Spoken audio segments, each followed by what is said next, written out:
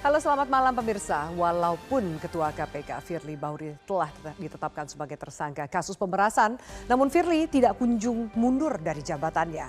Banyak kalangan khawatir Firly akan melakukan segala cara untuk menghambat proses pemeriksaannya sebagai tersangka.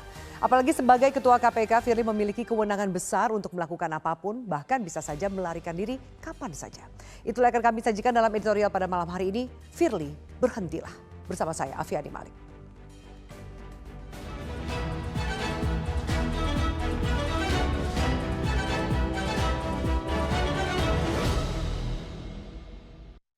Firly, berhentilah.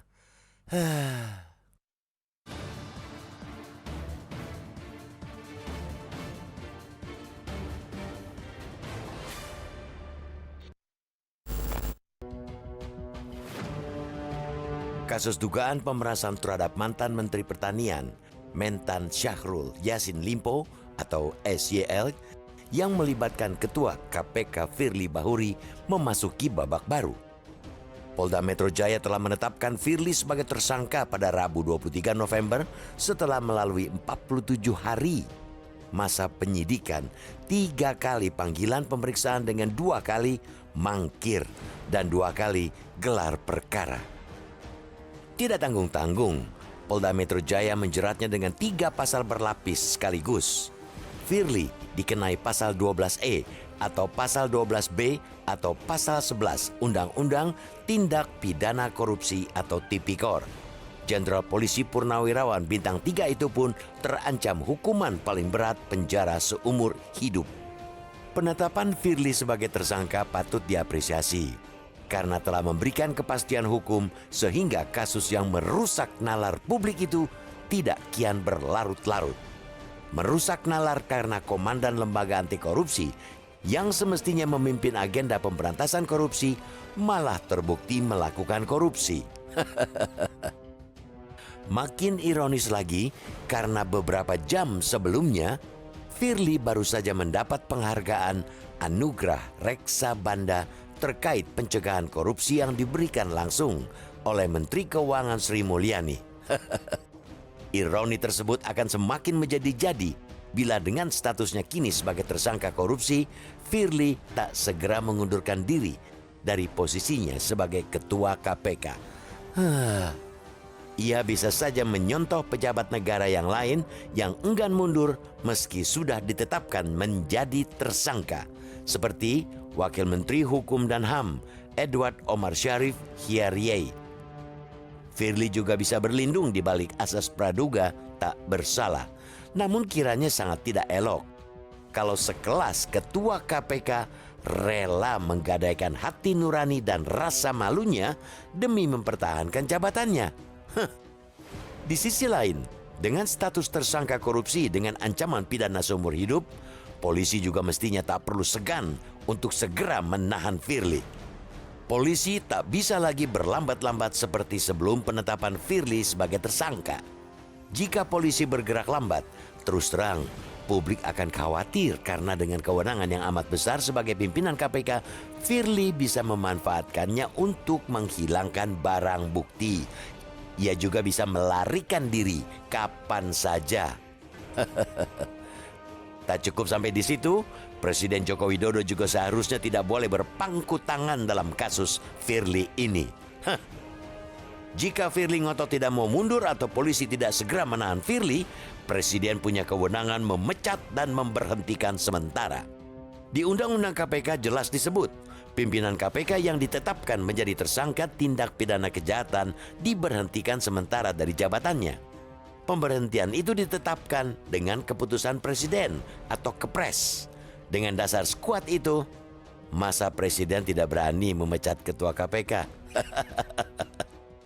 Gerak cepat Presiden Joko Widodo dan kepolisian dalam kasus Firly ini sangat dinantikan untuk mengembalikan marwah KPK sebagai lembaga pemberantasan korupsi.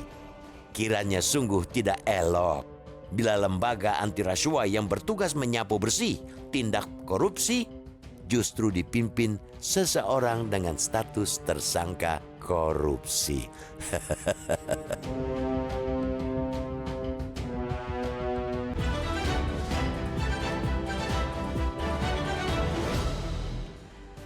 Pemirsa, itulah yang akan kami sajikan dalam editorial pada malam hari ini. Firly berhentilah. Dan sudah bersama dengan saya anggota Dewan Redaksi Media Group, Bang Abdul Qohar. Mas Abdul Qohar, selamat malam. Selamat malam. Dari segala drama yang ditampilkan oleh Ketua KPK Firly Bahuri, apa pesan yang mau kita sampaikan dengan judul Firly berhentilah, Mas Qohar? Tidak ada ruang lagi bagi Firly untuk mengelak.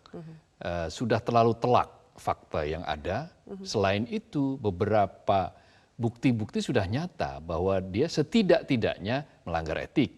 Maka ketika dia sudah melanggar etik, itu mestinya ya mundur.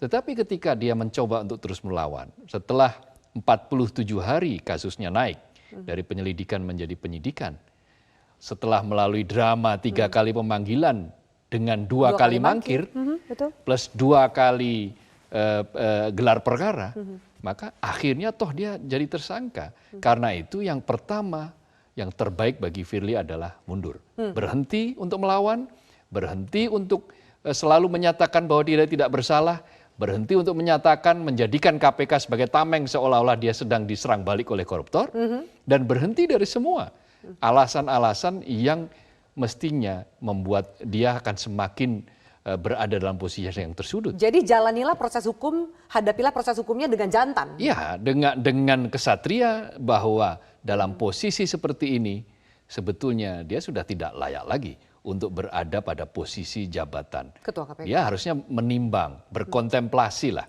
Nah, kalau dia tetap tidak mundur, maka ada mekanisme. Mekanismenya adalah Presiden mengeluarkan Kepres memberhentikan Ketua KPK. Kalaupun toh itu tidak bisa dilakukan, ya tentu saja dia akan terjerat dengan proses hukum yang akan lebih ribet. Karena apa? Sebentar lagi polisi akan menangkap. Karena dalam posisi dia sebagai ketua KPK, ada potensi bagi dia untuk menghilangkan barang bukti, untuk keluar dari jerat kasus ini, bahkan mungkin ya dia akan bersembunyi lagi kemana. Nah, tetapi sebelum sampai pada tahap-tahap itu, maka paling pas adalah hadapi ini. Maksud dia kalah sama beberapa tokoh yang nyata-nyata mengatakan saya mundur. Syahrul Yassin Limpo mengatakan saya mundur dan saya akan fokus pada kasus ini. Nah, saatnya sekarang Firly juga membuktikan hal yang serupa, apalagi dia adalah ketua lembaga anti rasuah. Bang Qohar, tapi jangankan mundur seperti desakan publik ya. Firly lewat kuasa hukumnya bahkan mengatakan akan melawan status tersangka ini dengan azas praduga tidak bersalah, status tersangka yang dikatakan dipaksakan, termasuk alibi bahwa barang bukti tidak pernah ditunjukkan. Ya, karena itu kepolisian harus bergerak cepat. Dengan cara apa? Menangkap Firly Bahuri, membawanya ke tahanan, menahan sebagaimana publik ya, yang lain. Jadi hukum harus setara, equal untuk siapapun termasuk untuk Firly Bahuri. Tidak boleh ada hukum yang berbeda yang berlaku antara satu sosok dengan sosok yang lainnya. Baik, Mas Qohar, berkaitan dengan status tersangka dari Ketua KPK Firly Bahuri, kita dengarkan tanggapan dari Abraham Samad dan juga Novel Baswedan berikut ini. Kita mengikuti proses penyidikan yang dilakukan Firly nyata-nyata menghambat proses pemeriksaan. 3 kali mangkir. Ya. Ini adalah salah satu contoh, salah satu indikator bahwa Firly melakukan penghambatan terhadap pemeriksaan perkara ini. Oleh karena adanya indikasi menghambat jalannya pemeriksaan yang nyata-nyata tidak bisa lagi dibantah, maka sudah cukup bukti dan alasan untuk Kapolri atau kepolisian dalam hal ini untuk segera mengeluarkan surat penangkapan terhadap Firly. Kenapa Firly harus ditangkap? Agar supaya dia tidak melarikan diri, dia tidak mempersulit jalannya pemeriksaan, dan dia tidak menghilangkan alat bukti. Selama ini menyampaikan kritik kepada Dewan Pengawas, karena Dewan Pengawas sangat jauh dari harapan untuk melakukan tugas dan kewajibannya melakukan pengawasan. Tapi dalam kasus ini tentunya kita bisa lihat, salah satu-satunya yang menjadi harapan untuk bisa melihat dengan lebih jelas ke KPK adalah Dewan Pengawas. Hari-hari kemarin kita melihat Dewan Pengawas begitu takutnya sama Firly Bahuri. Karena banyak kasusnya Firly Bahuri tidak ditangani dengan benar. Oleh karena itu sekarang apakah Dewan Pengawas mau menyelesaikan tugasnya dengan label sebagai seorang pengecut? Tentu ini suatu hal yang sangat memalukan. Maka Dewan Pengawas harusnya bisa mengambil peran. Baik, Mas Kohar, kembali ditekankan bahwa pentingnya Firly untuk segera diproses, ditangkap, menjalani betul. proses hukumnya. Lalu kemudian kritik yang disampaikan oleh Novel Baswedan soal Dewan Pengawas yang harusnya, kan kita sudah tahu bahwa ini bukan pertama kali aduan, banyak sekali aduan yang masuk kepada Firly dan seakan-akan hanya melanggar etik ringan dan lain-lain. Itulah yang membuat KPK sebagai institusi terancam rontok. Nah, ketika meruahnya itu runtuh, maka pada sisi itu siapa lagi yang bisa dipercaya? Bayangkan, Afi, sebuah lembaga anti korupsi, ketua lembaga anti korupsi, dia menjadi tersangka kasus korupsi, kasus gratifikasi, Ini ada kasus bahkan suap, ada satirnya pemerasan. di media sosial, KPK itu bukan Komisi Pemberantasan Korupsi, tapi Komisi Pemerasan Korupsi. Nah, itulah yang kemudian membuat publik ini kan berarti tingkat kegeraman publik sudah luar biasa. Karena itu tidak ada cara lain bagi kepolisian untuk segera menangkap karena ini proses sudah berjalan dan pada titik tertentu ya Presiden harus segera mengeluarkan Kepres memberhentikan kalau Firly telak-telak menyatakan akan melawan. Oke, baik. Mas Kohar, kita harus jeda sambil kita menantikan Kepres dikeluarkan oleh Presiden soal pemberhentian Firly sebagai Ketua KPK. Bagaimana dengan kasus-kasus yang ditangani oleh KPK? Kita dengarkan tadi Alexander Marwata mengatakan Firly masih ikut dalam rapat yang ada di KPK. Kita lanjutkan sesaat lagi. Tetaplah bersama kami.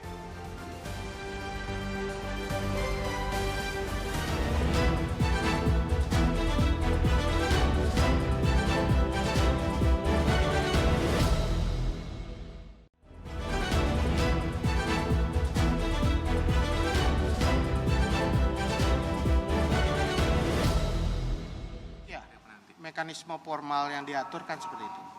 Surat pemberitahuan penetapan tersangka dari Polri disampaikan kepada Presiden. Kemudian dari situ aturan yang sudah diatur dalam Undang-Undang Nomor 19 Tahun 2019 itu dijalankan. Itu penetapan sebagai pemberhentian sementara dan juga dikeluarkan dalam bentuk.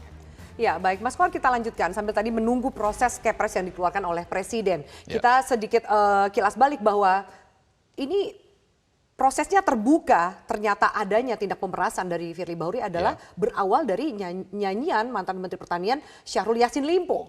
Yang sempat kemudian semua pihak masih bingung, lalu kemudian buktinya apa, dan ternyata hari ini proses hukum membuktikan bahwa benar terjadi pemerasan itu terhadap Syahrul Yassin Limpo. Bagaimana ke depannya? Apakah masih ada juga peluang pihak-pihak yang mungkin merasa dirugikan terhadap proses di KPK, terutama Firly Bahuri, akan bersuara menurut Mas Kohar? Iya, mestinya ketika proses itu dilahirkan dari sebuah proses yang cacat, maka pihak yang dirugikan itu bisa melakukan gugatan, yang gugatan itu berpotensi juga untuk bisa membebaskan dia.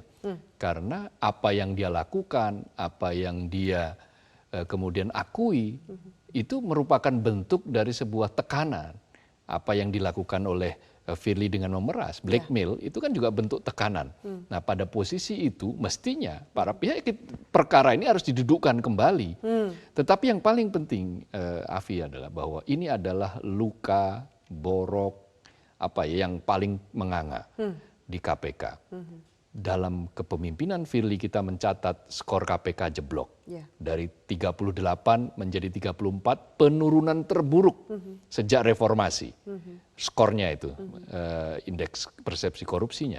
Nah, artinya apa? Dari sisi skor buruk, lalu dari perilaku buruk, dan dari institusi itu juga buruk. Berkali-kali Firly dilaporkan dan selalu lolos. Sekali-kalinya mendapatkan teguran tertulis yang sangat ringan. Nah, ketika ada seorang Syahrul Yassin Limpo yang berani menyampaikan secara terbuka bahwa dia berada dalam posisi diperas, baru kemudian Firly tidak bisa berkelit lagi. Meskipun sempat melakukan sejumlah perlawanan, meskipun pula membentuk opini bahwa ini adalah serangan balik bagi koruptor. Tetapi publik sekarang sudah sangat cerdas. Publik tidak bisa dikelabui lagi bahwa fakta-fakta yang tersaji di depan mata sudah sangat telanjang. Itu artinya kalaupun toh sebetulnya pidananya belum terbukti, secara etik Dewas sudah bisa melakukan penalti terhadap Firly, tetapi Mengapa itu tidak segera dilakukan? Itu lagi juga menjadi bahan pertanyaan. Karena itu kalau muruah KPK ingin ditegakkan, maka ini harus dibereskan semua dalam tempo yang menggunakan secepat-cepatnya. momentum ini untuk membersihkan marwah dari KPK. Ya. Baik, kita akan bahas Mas Kohar lanjutannya bagaimana dengan penanganan kasus di KPK. Lalu bagaimana dengan 4 komisioner lainnya. Kita lanjutkan sesaat lagi. Tetaplah bersama kami.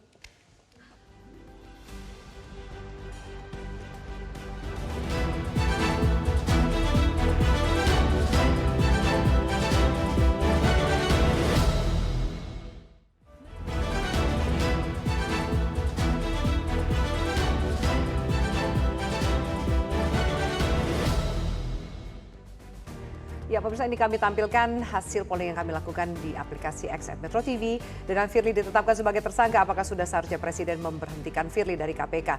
Hampir bulat, Mas Kohar. Ya. Yang mengatakan ya harus diberhentikan 96%, hanya 4% yang mengatakan tidak. Lalu apa tanggapan dari netizen? Kami bacakan dari Ed Johnson, diberhentikan dan langsung dipenjara agar tidak menghilangkan barang bukti dan melarikan diri. Desakan untuk memberhentikan Firly begitu kuat ya, Mas, dari tokoh publik dan juga masyarakat. Mas Kohar, bagaimana dengan penanganan kasus di KPK mengingat bahwa proses Kepres masih menunggu waktu dan Firly jelas tidak mau mundur, bahkan mengatakan akan melakukan perlawanan? Ada sejumlah penyidikan di KPK, ada direktorat penyidikan dan seterusnya, dan mereka lah yang memproses semuanya. Pemberhentian atau katakanlah mundurnya Firly itu tidak akan mempengaruhi proses penyelidikan meskipun jumlah mereka yang komisioner menjadi berkurang, tetapi proses tetap jalan terus. Selama ini kita pernah punya kasus ketika Antasari Azhar dijadikan tersangka dan dia dicopot, diberhentikan, masih tetap bisa jalan. Akan ada gangguan, tetapi itu tidak lantas semuanya kiamat. Tapi Firly tidak bisa mengikuti proses sidang apapun harusnya seperti kan? itu, dan itulah yang seperti mekanisme yang dilakukan ketika Dewan Pengawas, ketika Mahkamah Kehormatan MK itu memberhentikan Anwar Usman dan menjadikan dia hakim non palu, kira-kira gitu ya, tidak boleh menangani perkara Pemilu karena dugaan konflik of interest. Ya. Hal serupa mestinya juga terjadi pada KPK. Baik. Itu kalau ingin KPK tetap ada di hati masyarakat dan dipercaya oleh masyarakat. Itu menjadi catatan semua pihak, termasuk juga Firly Bahuri. Terima kasih banyak Mas Kohar untuk diskusi kita pada malam hari ini, dan juga pemirsa terima kasih banyak atas atensi Anda. Kita akan jumpa lagi di editorial malam esok hari. Selamat malam, sampai jumpa.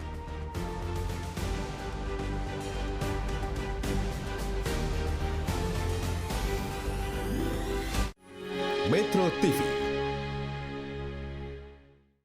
Jelajahi cara baru mendapatkan informasi. Download Metro TV Extend sekarang.